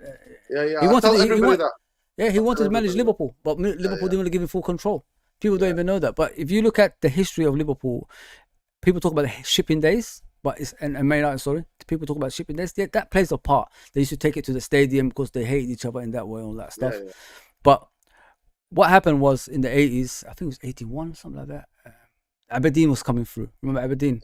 It was Ferguson. Ferguson beat Real Madrid in the cup. And they wanted to win the Champions League. Liverpool beat them in 2 legs. Battered them in the first leg, I think it was, and they beat them in the second leg. And ever since then, Ferguson had it for Liverpool. He said, one day I will manage in England a team that's going to beat these guys. I hate their guts. What did he do? He came to you, bastards. And he did exactly what he said. But he should have lost the job. He should have lost the job in the FA Cup game. Was it Robbins? Robbins? I said Robbins? Yeah, Robbins. Saved his career. But people don't know that. There was the banner in the away end. I'm not even Forest saying that, Fergie, it's time to go. To go, Fergie. I remember that. He got saved by. He said the words in it. I'm come here to knock Liverpool off their perch. And he did, man. People don't know that. That's where the hatred come. And ever since then, like, he made sure you guys hated us in every opportunity since he's been a manager. Never gave us any hope of winning titles, bro. Yeah, it was the That's biggest how game, much. innit? No, to be fair, the rivalry goes much deeper, innit? It goes like Shankly days and Bob, you know what I mean? It goes all those times as well. It's always been rivalry because, you know, 2 northern industrial towns, 100%. You know what I mean? Yeah. You know, working class, that's where football comes from. So the heart of working class football, that's where it came from. So yeah, the respect has always been there. But I just after the Munich disaster, we offered you players in a And to be fair, Fergie was one of the first people to ring the Leash after Hillsborough. You know what I mean? Fergie raised money actually anonymously. He raised a lot of money for, you know, the campaign. People don't know that. You know, people don't know that. Like, you know that what we see, like the hatred, is for show, but outside that there is kindness going. That's what I'm saying. That's respect. That's what you only have rivalry because you respect their history. Exactly, bro. There's no rivalry. Like when teams go, oh, there's rivalry, like with Leeds and that. No, because we don't have, you know, Man City are not even rivals to me. We're just a derby, but they're not real rivals. They don't have history. No. Let's be right. They don't have that great history. Our biggest rivals is And when the season, every season, the fixtures come out. First away games you look at, away, Liverpool, home to Liverpool. That's when you look at it. That's it. That's the two games you look at. And if he got you in the cup like we did, obviously, you know, that was one of the maddest games I've been to at Old Trafford, bro. That was so mad because you let us off the hook. Like, it was unbelievable how much you let us I think they said it was like a German thing, innit, or something like that. That's what I've heard afterwards. I don't know about that. Like, you know, Germans, they show, you know, respect when they're battering teams. You don't want to take more goals. No. I'm talking Is this about true? like no. Well, maybe I was telling you about the final, but I'm talking about it in the FA Cup last season. That was one of the maddest games I went to when I went to the stadium. Oh, the Man City one. Yeah, no. FA Cup Liverpool Manchester United at Old Trafford, when Ahmad scored the last. Oh, the last. Oh, yeah. Yeah, last season. Yeah. Mate, the chances we missed in that game, bro. That was crazy, bro. It was crazy. You could see the quality ain't there no more when Mane and Firmino ain't there no more. You know what I mean? Then you realize it's more. Mane and Firmino were there, we would have got battered 5. 100%. But you had what's his name? Darwin Núñez, unfortunately. Darwin Núñez and Diaz. Soboslai and you know, like you look at Salah, bro. You could see the competition ain't there for him anymore. You know, Mane used to give him competition, didn't they? They used to look at each other. I'm gonna bet you today. That doesn't exist anymore, man. And it saddens me, bro. It really drives them both. It drives them both. Yeah. All right, bro. You know about content creating? Is it you know, if someone is trying to like make it into YouTube? I know what you said. You came into it because people wanted to like hear what you say, and you're very, you know, talk about the Glazers, yeah. Talk about the Glazers. If a person wants to come into it, what do they have to do, bro? Because you know a lot of people struggle getting into it, and they say like it's hard work. Can it be simple or not? Now it can be simple if you've got a way in. You have to know what your USP is, innit? Your USP. Like for me, it was about the Glazers, and then I started to do stuff about. I like doing match previews and match reactions, like have an analysis about the game. You know, when I come back from the game or if I watched it, I break it down. But yeah, so you have to have an edge what you're doing, what you try to communicate. For me, it's just try to be authentic. I'm passionate. I am blind. Sometimes I lose my head like a madman. But that's me, you know. That's who I am. You know, I got ADHD. I am the way I am. I don't try to change anything. I don't clickbait people. I'm not trying to be something that I'm not. So I think it's try to be authentic. But you have to. Back in the day when YouTube first started, you could get a lot of subscribers because there weren't that as many. There weren't that many. Yeah, that's when I started. And now there's a lot more. So at the end of the day, people just, you have to stick at it. You have to believe and be passionate about what you're talking about. Because if you don't have the passion for it, if you don't have the excitement for it, and you see it as like, oh, it's too, you know what I mean? Then people are not going to be excited by it. So to me, pick a subject, something you're passionate about, talk about it. It don't matter if it's 5 or 6 people watching. Yeah. As long as you're passionate about it, as long as you enjoy it. So yeah. For me, it's all about the consistency, isn't it? Yeah. I can't play anymore. So because I've had 4 knee surgeries, I just come in here and talk about it. Yeah, I've had a lot of knee surgeries, man. People don't understand, like when you get knee surgeries and your knee starts going bad, it's the end. It's the end, man. The knees ain't the same. I was told, actually, a surgeon told me I'll be in a wheelchair by the time I'm your age. So I had to give it up. Oh yeah, I can't do it anymore. I know for a fact. When your knees go in the wrong directions every time, nah, it ain't for you anymore. You know what I'm saying? Only 2 rivalries in English football, i.e. LFC Man United. Most successful clubs, best history in the EPL. Listen, we're honest clubs. You know what I mean? We're honest and we're passionate about our clubs. We didn't cheat our way to titles. Over 100 years of work. Over 100 years of work, that is. Not like buying titles along the way and things like that. We don't do that, man. Never going to do that. The way the Manchester United Stadium was built was gradually smaller, surely getting bigger and bigger and bigger. And what Fergie did was incredible, wasn't it? You know what I mean? And through that, we made money. You know, we did what we did. But yeah, the Glazers came and thieved us. Actually, instead of getting sugar daddy, we got people who were thieving the club. They took. we've spent over $1 billion on down payment on the debt that we have. At least you don't have a debt, Fossey. At least you Yeah, don't have a that's the debt. most With positive FSG, thing about us. even though but they're bad, we don't but spend you shit. don't have a debt. We have Yeah. 550 million against the Manchester United, and they took $1 billion out, and they spent $1.5 billion. It's crazy, bro. What they've done, honestly, what they've done was called Do you get angry when high leverage. Mm. High leverage. I was there in 2005. I was in Liverpool uni. I came back to basically go to the protest. It was a riot outside. People think the Glazers took Man United. No, they all came. They all came, the family. They had to be police escorted out of Old Trafford. Freaking hell. All the way to the motorway, to the Manchester airport. Because it was a full-on riot. Bins on fire, police, horses. It went off. You know what? One thing I miss, fans owning clubs. I really miss that, man, because it was real back in the day when fans owned the club. You know what I mean? And people won't understand because that doesn't exist anymore. Like, yeah. I mean, really 20,000. Listen, 20,000 fans left. Stop supporting Manchester United because of the Glazers. They set up their own club called FC United. I don't know if you heard of it. Yeah, I heard about that. Yeah. But I could never do that to Liverpool, man. I was in court when the two Cowboys was in charge of us, trying to get them out. You know what I mean? And Hicks, I'll never forget. Yeah, man. Look at the trail, bro. Same people again. You know what I mean? I don't know what people need to see to know like these people are not interested in our game. Were you at a protest? Yeah. Did you get arrested at the protests? No, I didn't. I'm a coward, mate. I run away. did you go to court to see them? Yeah, they put debt on you, didn't they? They put 300 million debt in it. Crazy, bro. Yeah. Crazy, man. Nuruddin, you okay with Man United? With Old Trafford, being knocked down and rebuilt by using taxpayers' money? Nah, it shouldn't be taxpayers' money. This Wembley of the North, F that. Yeah. I want to have an Old Trafford right next to the same built 100-seater stadium. Yeah. I don't.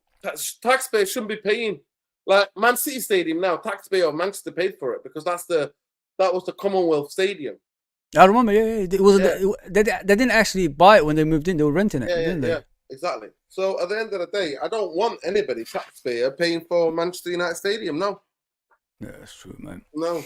Question for both. Do you feel football is moving away from traditional style of players? Yes. Yeah.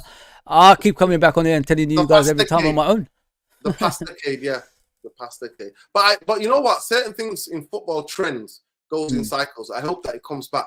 But the idea of finding this magic player, you know what I mean, that can number 10, this superb magic like Ronaldinho's of this world. You know, Ronaldinho was at the peak. You know, all those number 10s, like the Zidanes, the Ronaldinho, they were at the peak. That was the end of decline. After those two, the decline came really, really they ain't footballers like that anymore. Unfortunately, I grew up on Baggio, innit? Baggio was my favorite player as well. Yeah, Baggio. One knee Baggio, who won the Ballon d'Or with one knee. You know what I mean? It says a lot. Can you imagine if he had two? How good it would have been? The likes of Rivaldo, all the great Brazilian teams.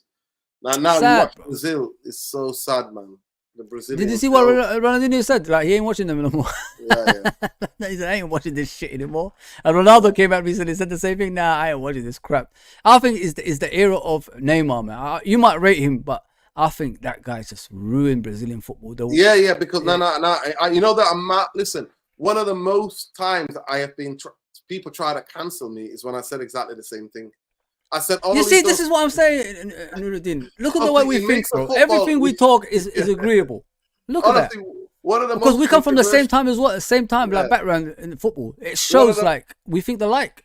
One of the most controversial tweets I've ever done on Twitter was about everybody came for me. You don't rate him. You know, all the FIFA. I call him the FIFA generation. The FIFA generation came for me, man. They wanted to kill me. They were like, what? They worship him. I'm like, nah, man. It makes a game about him. When you're that good, you make the whole team better. Yeah. That's what the great players do. They make the whole team better. You don't just try to have, like, this ain't 1 against 1 on a basketball court. That's what he tried to do. And every minute he drops on the floor, then he does the same. What are you doing? What are you doing, man? Go up the pitch. Do that magic. Make the team better. This ain't about you and little highlights on YouTube. This ain't about highlight reel. This is a football game. You're not one of these, what they call it, these footballers who do tricks. You know those guys. Freestylers. Freestyler. You're not a freestyler, man. You're a footballer in a team.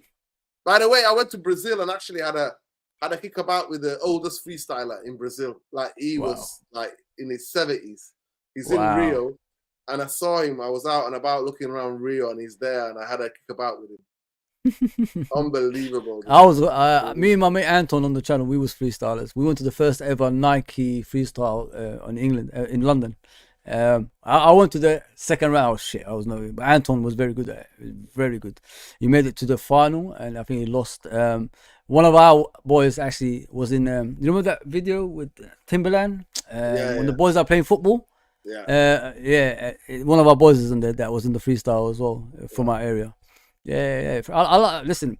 We always worshipped, in football terms, like Maradona, the original freestyler. If you look at freestyling, it was Maradona that started it. People just look back in history.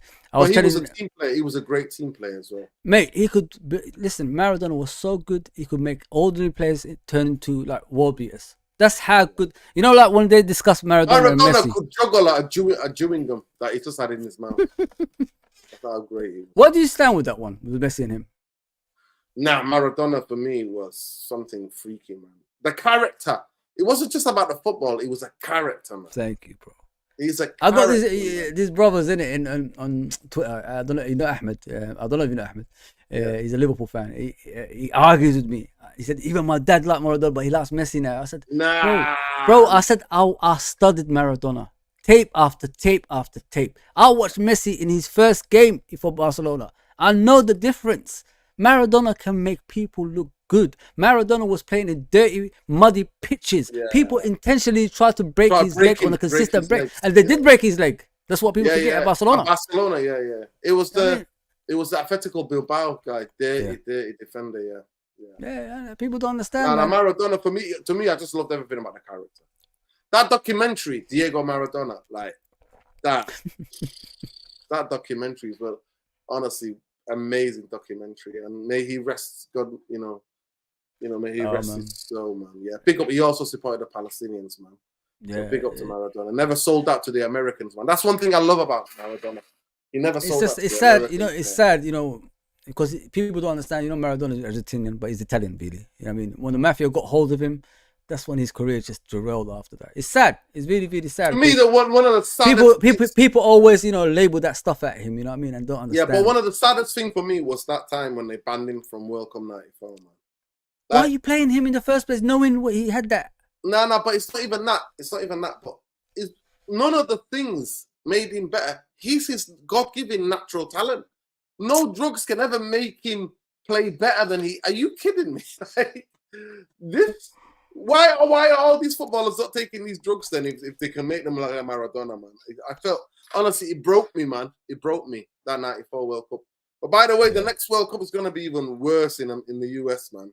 I'm going to try go. I don't know if you're going to try go, but I'm trying. Nah, bro, it's going to be too hot, man. It's going to be too hot. I know it's going to be too hot, but the thing is... It's actually going to be the similar temperature.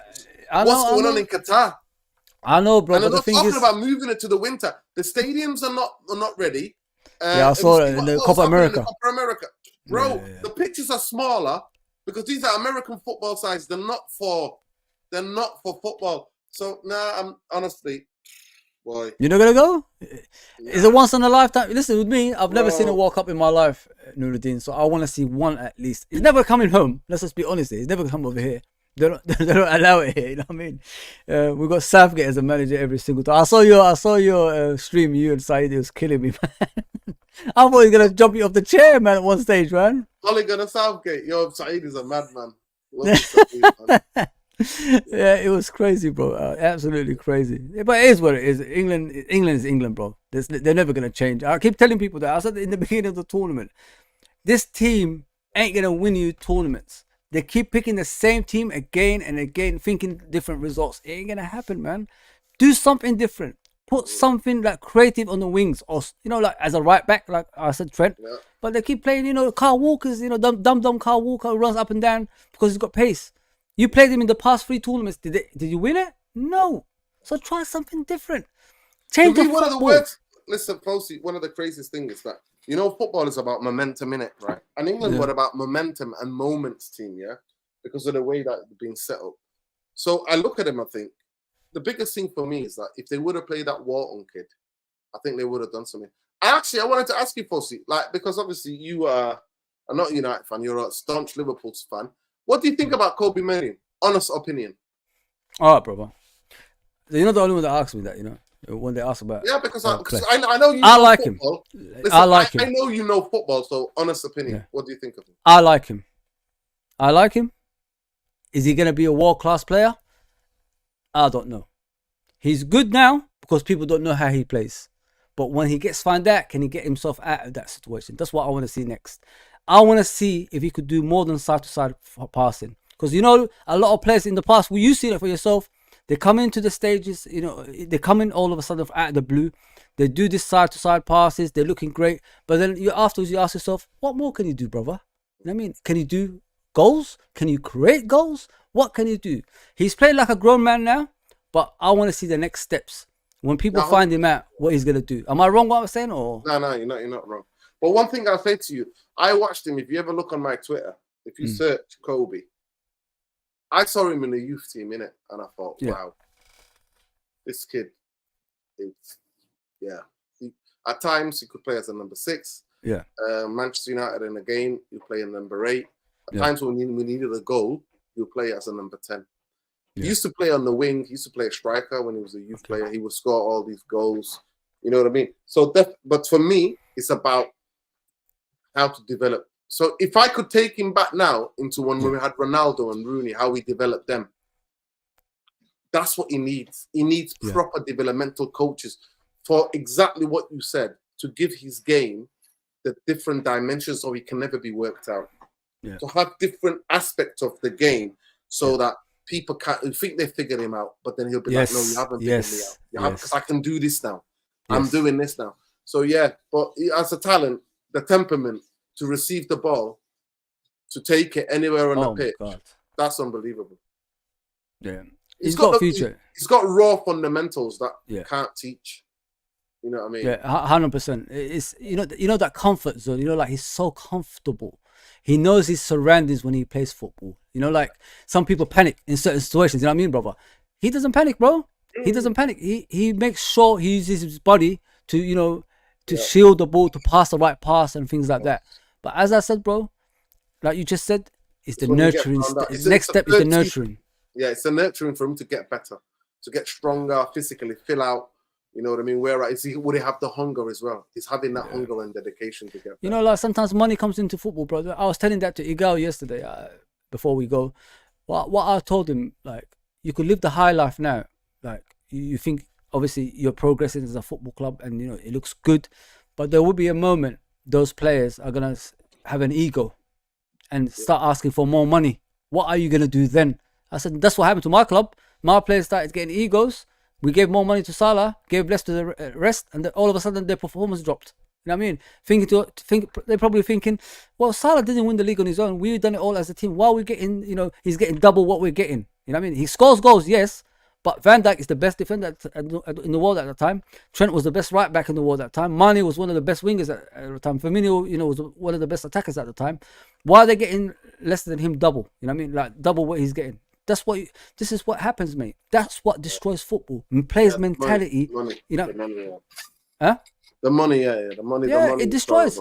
It destroys the mentality, and that's why I said to me, that's what you got to be careful of. You just got to, nurture players like you just said. Take care of things. Make sure outside influences doesn't get involved, because agents play a lot of part. Yeah, families, and they destroy, man. They destroy clubs, man. They destroy clubs, bro. Yeah, Big up CTV says, I don't rate Euro. I think your young centre back is better than it. You mean which one? The one that we sold to Villarreal. We sold Kumbala. We sold him to Villarreal for 10 million. But so you don't rate him, it's that's football opinion, innit? But we'll see, innit? We'll see. He's been tracked by every big team. It wasn't just you guys. It was Paris Saint-Germain. It was Real Madrid. You know what I mean? So it's all good. Listen, you got to listen to what Nuruddin is saying, guys. It's all about nurturing. That's what these players need. And like, if you look at the old Manchester United teams with the young players that came through, when Alan Hansen said, like, you never win anything with kids, they were nurtured. They became that team. They became, one of the best teams. They were coached. And that's what he needs. And this is what... Like Trent was coached. You can tell. Yeah. Yeah. Like Robertson was coach. Well, Robertson was improved. Robertson was not the guy. I never seen him play like that for Hull. You know what I mean? Robertson was improved. Van Dijk for Southampton was good, but he wasn't that good. No. He wasn't that good as he was at Liverpool. You know what I mean? Yeah. Exactly the same. Like Bobby Firmino was good in Germany, but it wasn't as good. Klopp developed them. You have to have the coaches to develop them to get the best out. Bro. And you know, it's all about the man management as well. Look at Salah was decent, but it wasn't the Salah 5 years, like scoring. You know how many goals he scored for Liverpool. Nobody thought that he was going to score that many goals. Nobody ever thought that. And to me, he scored some of the best goals I've ever seen. Like watching you play Liverpool. Watching you play Man City. Yeah. And then seeing Salah taking to them in a Champions League, what you did to them. Yeah, the Anfield crowd and everything else, man. Yeah. But listen, Fozy, at least you've enjoyed some amazing moments with yours. I could only play in the last 10 years, bro. I watched shit football. I don't think Jose Mourinho's thinking out the plays. The last good manager we had, who to me, in the history of Manchester United, the best manager for Manchester United to take a team to Anfield was Louis van Gaal. We bossed you that day, bro. I don't know if you were there live. Is it when Rooney scored was it Mata scored? Mata overhead kick. Mata. Yeah, Mata. Yeah, I wasn't there. Bro. Yo, that match has got a special name. Juanfield. By the way, I got to know Mata. He used to come into my workplace all the time. Do you think the treatment of him was bad though, bro? Because he was a quality player, bro. Like he didn't play much for you. Should have played as a number 10. We played him out on the wide. Fucking hell, man. That's what we were, bro. We're clownish of a football club, man. He is one of the last remnants of number 10, the David Silvers. You're right. David Silvers, you know, that type of players who can play on the pockets. I missed that, man. And then we bloody put him on the right wing. Can you imagine that? Shameful. Can you imagine like Baggio playing the right wing? Can you imagine Georgie Haji playing the right wing? That's never gonna happen, man. Yo, these people don't even know. Some of these FIFA generation don't. Yeah, Meno is decent, but let's see what he's about over the next couple of seasons. This is it. This is it. This is the thing to find out. But to me, he needs coaching, and he needs not to play us too much football. He can't be. We look to him. He should be coming out the team, especially now that he's played in the Euros. Like next season, he shouldn't be thrown in there. We need to go and buy other midfielders. 100%. Last question, hopefully. There's many. What do you think? Who do you want to be the next England manager? Me? I don't care no more, man. You know what I mean? Yeah. There's tribalism. If Jurgen Klopp will take it, get Jurgen Klopp. It's impossible. You call it the impossible job. If the likes of Eriksen and Fabio Capello fail, what chance has anyone? No. But come on, Jurgen Klopp is larger than life character. Mm-hmm. So you talked about charisma when this show started, bro. Yeah. Jurgen Klopp has got all of that charisma and that shiny new teeth for him to. All of them, they'll melt. All these journalists and that, they'll just start melting. It's the man management style as well. Yeah, but not even that. But he will set up a style to get best out of England players that he has available. That's the thing about it. He will look at the players and go, "We're going to play this way, and that's what we're going to play." And he'll make changes in games. Yeah, you know what I mean? Not wait, and he'll treat it like a club. Yeah. So if you can get Klopp, get Klopp. But if not, then for me, Eddie Howe. You think so? Yeah, I rate Eddie Howe, man. I rate Eddie Howe. What he's done at Newcastle is incredible. Yeah. They're not allowed to sign big players because of the FFP. And he's done incredible. Took them to the Champions League. That's some doing, bro. Yeah, that is true, you know. Thinking about that, like putting it that way. Yeah, I agree with you. No, 100%. He's made them competitive, man. Yeah, from a team that was going down, getting relegated. Come on, Fozy. Yeah. They almost got relegated. And I wish I watched them in it, but yeah. Thinking about it that way, he done a pretty decent job. I know what you're like. You're like me, but I watch other football sometimes because my team is so shit. When the team is so good, you don't watch any other teams.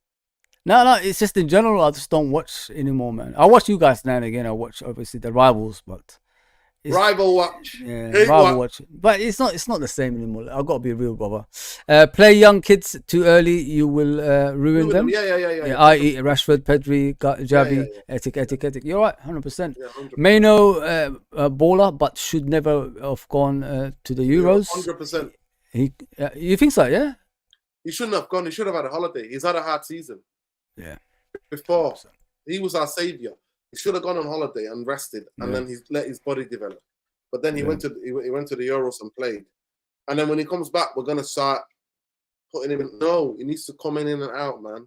Be fresh, yeah. We need to build a squad and treat him properly, yeah. Not to burn him out. Yeah, 100%. Bro, where can people find you, bro? United Real Therapy, bro. And it's there Twitter right there on the screen. Yeah, the Twitter thing. If you click off some of these things, you'll see it there. It'll say United Real Therapy, and the graphics are in the way, but it'll say United Real Therapy. It's a channel, YouTube, and then that guy Red Devil. That guy Red Devil, yeah. There you go. Yeah, United Real Therapy, yeah.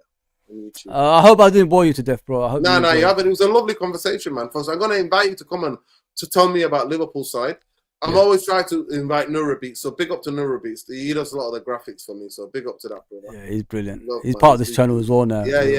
Honestly, so this is what he's been telling me about. So yeah, definitely this season, upcoming season, will definitely come on the channel and I'll try to watch as much as football just to keep up with you guys. And I mean, if you guys are gonna talk about other stuff as well, I'll try my best. I mean, that's all I can do really. But yeah, I appreciate you, brother, for coming on. You know, it takes a lot, to come on channels, and especially when no. It's a pleasure, bro. It's a pleasure. Yeah. Brother. Yeah, man. We'll speak soon, innit? I'll give you. People, subscribe to the channel and hit the likes, innit? Hit the likes. You're not gonna get this kind of knowledgeable conversations. You're not gonna get this level of insight, historical context. You're not gonna. I wish I was fresh. You know what I mean? I just come from a 12-hour shift. I'm trying my best, guys, but I try to keep up with him. You know, he's brilliant as always. Take care, brother. Yeah. Appreciate Take care, everybody. Take care, everybody.